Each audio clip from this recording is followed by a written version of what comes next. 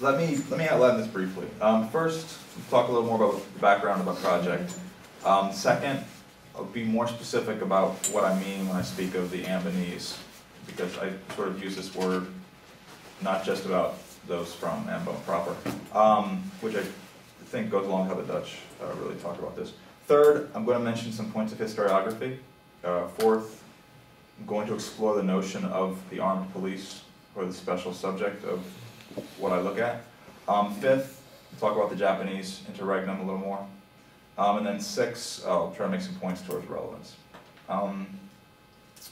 What my research proposes is that the role of ethnic minorities in colonial policing is integral to the rise of the independent nation state, and that this is an expression of agency on the part of minority groups in the development of the nation state. In what we now know as Indonesia, during the Dutch and Japanese periods, an amalgamation of ethnic minorities, sometimes referred to collectively as the Ambonese, were employed as policing agents. And in this capacity, they've been understood as subject forces and less as actors demonstrating agency on their own part. The dominant colonial and nationalist narratives have formed this notion, which I think obscures a fuller history of the Ambonese as colonial police. I propose that a fuller history of colonial policing and the Ambonese role in the history of the Dutch East Indies can be detected in the ways in which the Ambonese served as police, especially armed police in their own home areas, in the years broadly 1873 to 1946, including how their activities served to help lay foundations for the Indonesian nation state, particularly bureaucratically.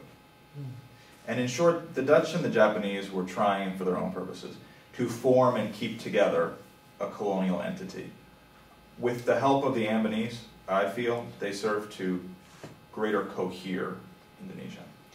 As with any project, there are plenty of players at motion. So let me pause to say there are two things, two large ideas that I hope would be taken from my brief talk. The first is that I'm talking about minorities policing minorities. That is to say, what happens when minorities serve as policemen in a larger entity. And second, I'm interested in how hegemony is served by the consent and the participation of such minorities in policing. A word about myself. When I graduated from college, I joined the police department in New Orleans, Louisiana, which you may remember from Hurricane Katrina and those things. And this was something I more or less fell into. It wasn't anything I did as the result of some long-range vision.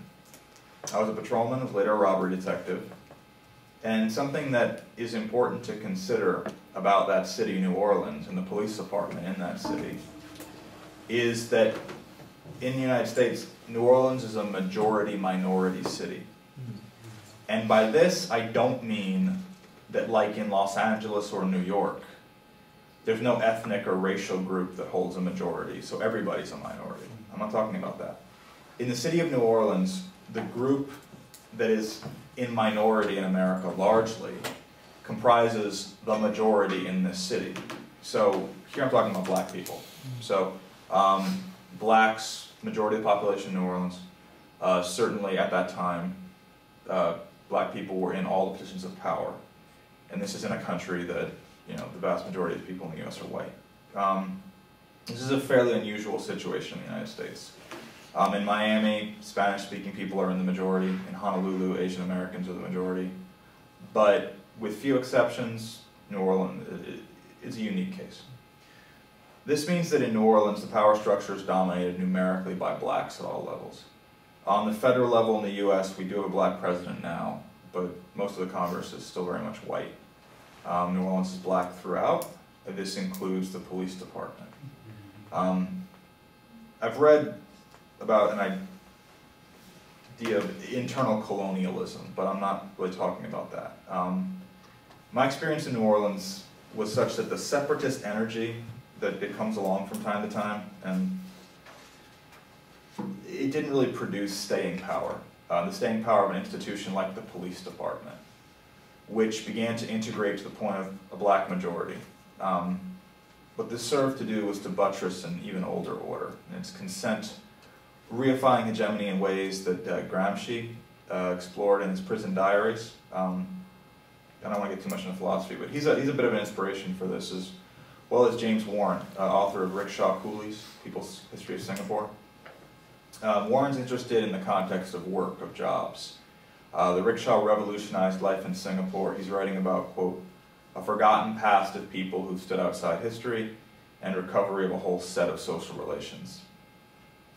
If you go to the new police museum building in Jakarta, there's no mention of the group that I look at. There's a small bit about the field police, but the armed police, this unit, there's no mention. Marechaussee, sometimes we do see it in the histories, but the group I'm looking at, very much sort of lost. Back to the Ambonese, whom I'm speaking about specifically here. During the period of late colonialism, the various powers in Southeast Asia, specifically and globally, employed ethnic minorities from within their colonies to serve in their armed forces, particularly police forces. The advent of modern metropolitan policing arose concurrently with the development of such colonial powers. The colonial powers did not invent the distinctions that underlay ethnic minority employment, but they utilized them, and they did so with the cooperation of certain indigenous groups. Ethnic minority participation was crucial to colonial policing, particularly in Southeast Asia, because it provided the means by which colonial police forces could be staffed by indigenous personnel with a stake in upholding the colonial apparatus. In other words, a privileged position they would not have enjoyed as minorities, but enjoyed in the colonial context because they were minorities.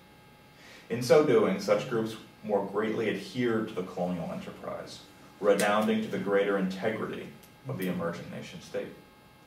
I'm talking about the Dutch East Indies under the Netherlands and Japan, and about the role of a specific minority group within the colonial structure, about the Ambonese as colonial police. Now, used by the Dutch in this context, the term Ambonese refers to personnel, largely from Ambon, Greater Maluku, Manado, and Timor, who served in the colonial apparatus. It's a catch-all. With the exception of Papua New Guinea, which was problematic to integrate into the early republic, the homelands of the Ambonese, in this sense, comprise roughly the eastern border of Indonesia.